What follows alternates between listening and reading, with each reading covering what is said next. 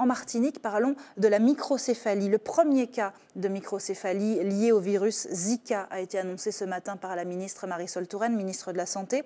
La microcéphalie, c'est cette malformation crânienne qui touche certains fœtus. Le bébé atteint n'est pas encore né, sa mère est enceinte de 5 mois.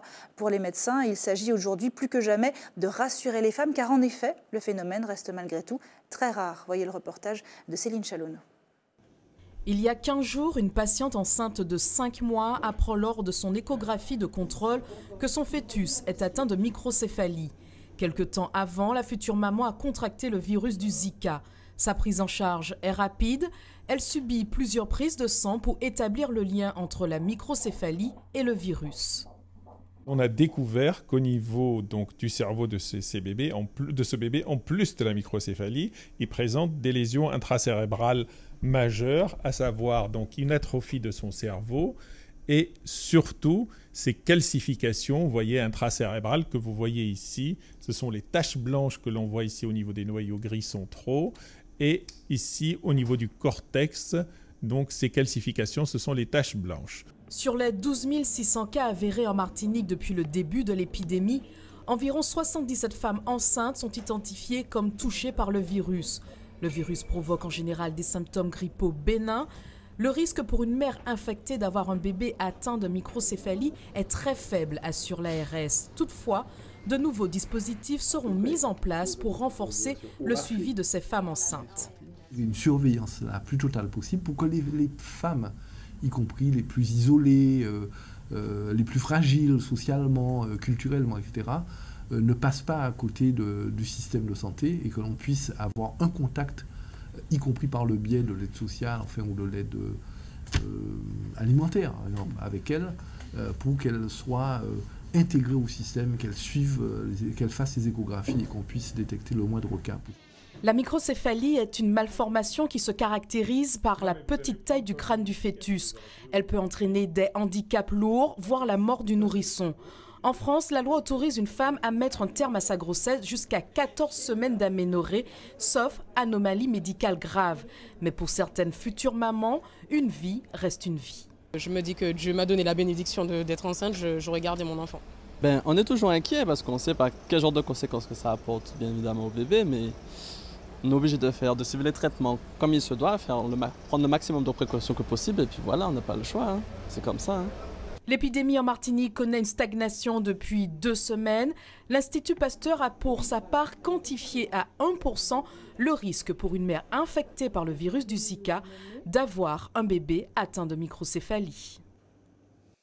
Pas de panique donc, mais il faut tout de même rester prudent. Le virus Zika circule toujours en Martinique. On fait le point sur la maladie avec notre invité, Dr Kriki Ayotte. Bonsoir. Bonsoir. Merci beaucoup d'être avec nous. Vous êtes médecin généraliste et présidente de l'Union des médecins libéraux de Martinique. Alors, c'est une maladie un peu particulière. Chaque malade décrit des symptômes différents, une manifestation de la maladie qui lui est propre à chaque fois. Concrètement, comment on fait pour savoir qu'on a le Zika, pour être sûr qu'on a la maladie? Alors, l'Union régionale des médecins a rempli ses missions, a fait des formations pour informer les professionnels de santé, donc les médecins, des signes cliniques qui étaient présentés par le Zika. Donc les premiers signes cliniques sont une conjonctivite, donc on a les yeux rouges. Au début, on a pensé je suis fatiguée. Ensuite, on a une éruption qui peut être concomitante en même temps ou séparée avec, vous savez bien, on dit j'ai la gratelle, ça me gratte, ou j'ai fait une allergie. Donc on est un petit peu rouge et surtout on est fatigué. Alors c'est pas du tout comme le chikungunya où on avait vraiment les douleurs articulaires caractéristiques avec les mains. Là pas du tout, on a simplement une fatigue générale, des yeux rouges et puis un prurit. Et ça, ce sont les symptômes obligatoires. Ce ne sont pas les symptômes obligatoires. En médecine, il n'y a rien d'obligatoire. Malheureusement, ce sont les symptômes évocateurs du Zika. Donc, surtout ce qui ressemble à une allergie. Au début, les patients consultaient en disant j'ai mangé du poisson, j'ai fait une allergie ou j'ai une allergie. En fait, ce n'est pas du tout ça, c'était le Zika. Alors, pour confirmer, puisque maintenant, il y a un petit peu un vent de panique, je veux rassurer la population. Si vous êtes inquiet, vous allez voir votre médecin vous expliquera. Nous sommes là pour ça, nous sommes là pour informer, pour expliquer à la population et aux patients ce qu'on doit faire. Donc, la première précaution à faire quand on est en épidémie, c'est se protéger pour ne pas être piqué.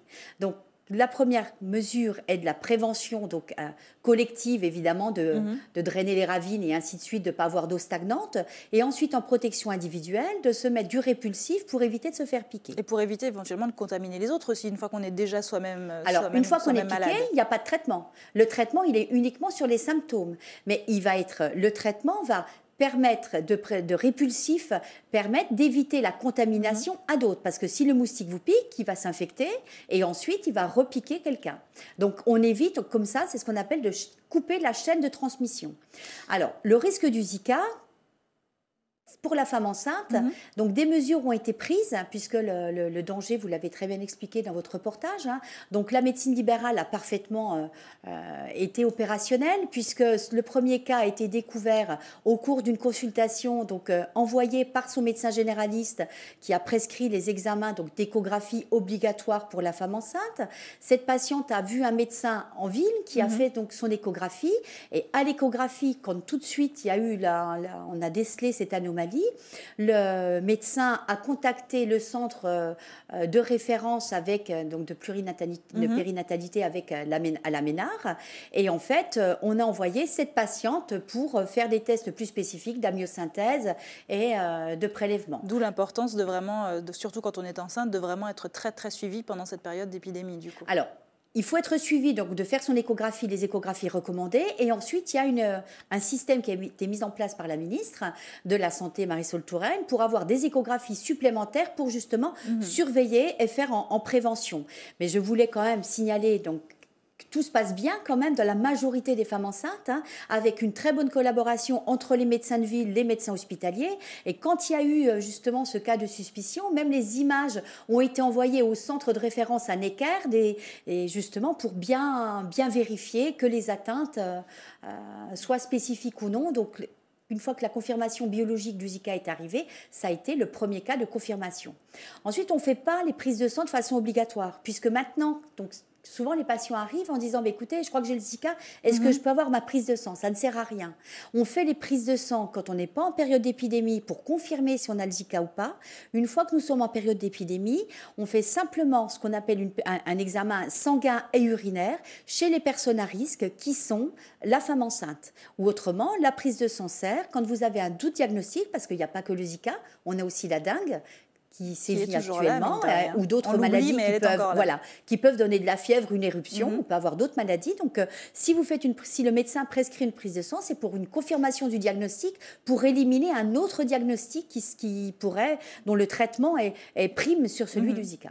Alors, dernière question, on a beaucoup sensibilisé la population à la lutte contre les moustiques. Est-ce qu'aujourd'hui, ça a porté ses fruits? Est-ce que vous avez déjà moins de patients présentant les symptômes évocateurs du Zika? Non, on a toujours, mais regardez, on a fait des belles affiches, protégez-vous pour la femme enceinte. Le premier conseil, c'est justement utiliser des répulsifs. Donc la lutte continue et on n'est pas au bout de nos peines. Les patients sont toujours malheureusement atteints par ce virus parce que les moustiques continuent à proliférer. Donc justement, le seul conseil, c'est surveiller, faites de la prévention, protégez-vous, juste pour avoir une protection qui soit aussi collective.